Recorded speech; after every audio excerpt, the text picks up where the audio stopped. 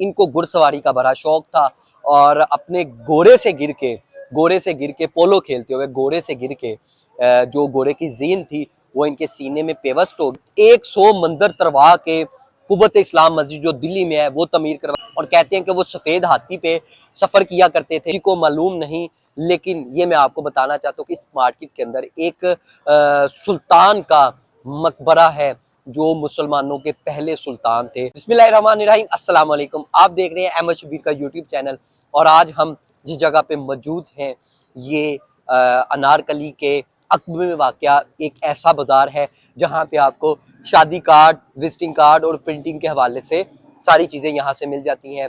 और ये समझ लीजिए कि ये प्रिंटिंग के हवाले से रॉयल पार्क लाहौर के बाद सबसे बड़ी मार्केट है। और इस मार्केट के अंदर किसी को मालूम नहीं, लेकिन ये मैं आपको बताना चाहता हूँ कि इस मार्केट के अंदर एक सुल्तान का मकबरा है जो मुसलमानों के पहले सुल्तान थे। मतलब हिंदुस्तान में मुसलमानों के पहले सुल्तान थे, बादशाह थे। और कहते हैं कि वो सफेद हाथी पे सफर किया करते थे। और ये भी कहते हैं कि उन्होंने 100 मंदिर तरवा के कुव्वत इस्लाम मस्जिद जो दिल्ली में है वो तमीर करवाई, कुतुब मीनार तमीर करवाया जो कि 73 मीटर ऊंचा है, दिल्ली में वाक़या है। और कहते हैं कि इनको घुड़सवारी का बड़ा शौक था और अपने घोड़े से गिर के पोलो खेलते हुए घोड़े से गिर के जो घोड़े की जीन थी वो इनके सीने में पेवस्त होगी और ये शहीद हो गए, मर गए। तो ये दरवेश सिफ्त जो बादशाह था उसकी ज़िंदगी की क्या हकीकत थी वो हम आपको इस व्लॉग में बताएंगे। तो चलते हैं सुल्तान कुतुबुद्दीन ऐबक के मज़ार पे। हम इस टाइम मौजूद हैं ऐबक रोड पे और चलते हैं सुल्तान कुतुबुद्दीन ऐबक के मज़ार पे, जो कि ज़माने की सख्तियाँ जो बर्दाश्त करते हुए आज भी हमारे पास मौजूद है।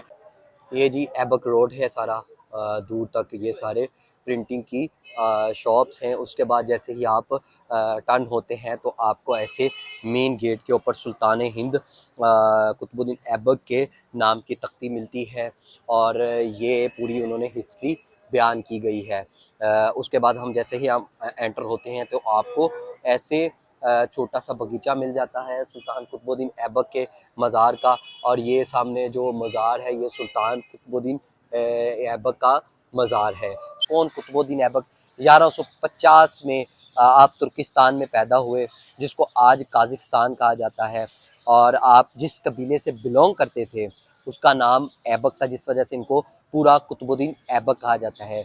गुर्बत की वजह से आपको बचपन में ही गुलामों की मार्केट में सेल कर दिया। और कहते कि जिन्होंने सेल किया वो निशापुर के एक काजी थे, काजी फ़खरुद्दीन, उन्होंने परचेज़ कर लिया और आपको तुर्किस्तान से लेके जो है ना गजनवी आ गए। आपने वहाँ उनकी तलीम व तरबियत करवाई।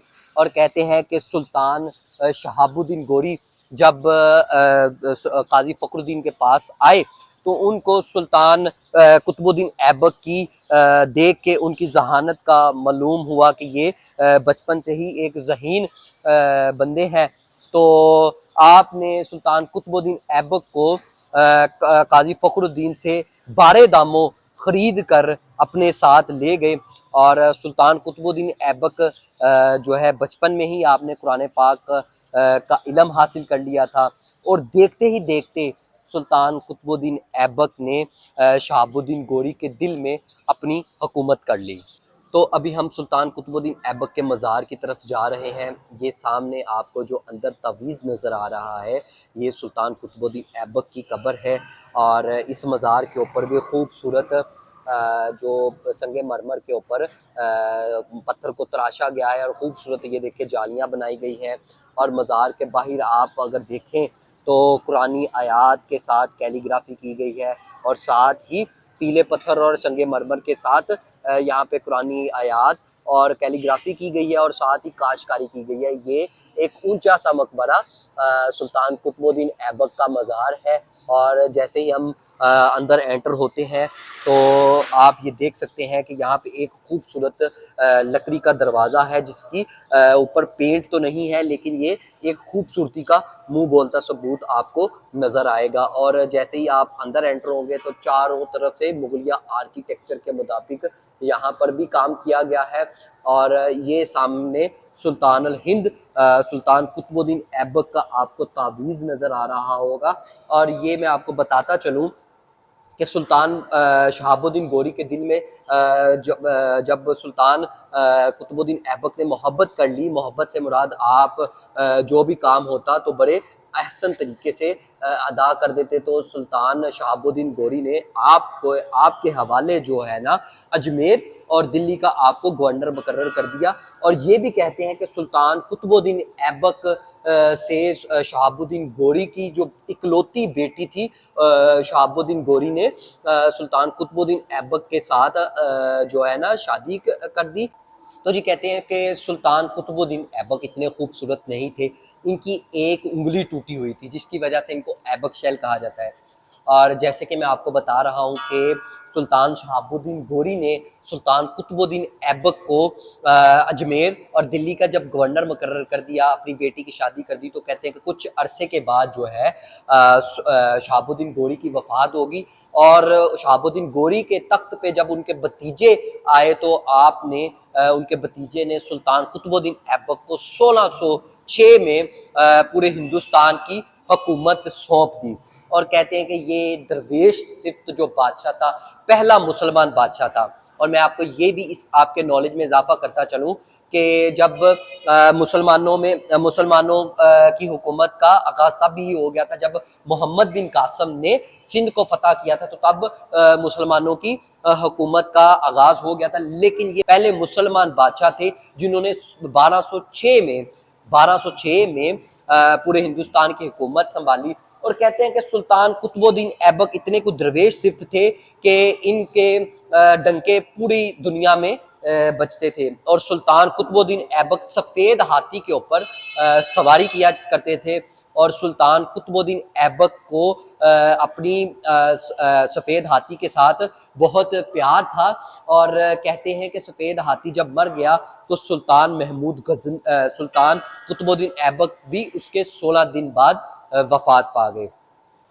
तो जी सुल्तान कुतुबुद्दीन ऐबक जो कि खैरातें करने वाला, 100 नहीं लाखों की तादाद में खैरातें करने वाला, 1210 में लाहौर के इसी मुकाम पे कहते हैं कि ये एक बाग हुआ करता था। यहाँ पे इनको पोलो का बड़ा शौक था, चुगान का बड़ा शौक था। सुल्तान कुतुबुद्दीन ऐबक जो है अपने घोड़े से गिर के जैसे ही नीचे गिरे तो घोड़े की जीन जो है सुल्तान कुतुबुद्दीन ऐबक के सीने में पेवस्त होगी, जिसकी वजह से सुल्तान कुतुबुद्दीन ऐबक की मौके पर वफात होगी।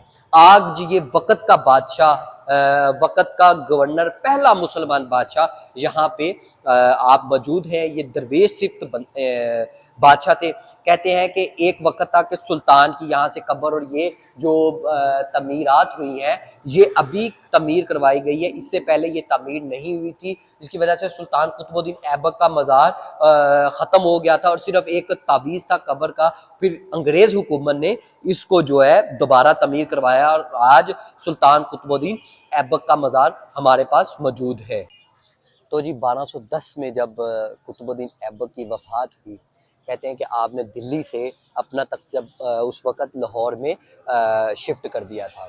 उसके बाद मैं आपको ये भी बताता चलूँ कि ये सुल्तान कुतुबुद्दीन ऐबक ने इस्लामी क़वानीन का नाफाज करवाया अपनी हुकूमत में। और कहते हैं कि ये मुसलमानों के दौर का सुनहरी दौर था। उसमें मुसलमान जो है उनकी तादाद बढ़ती गई।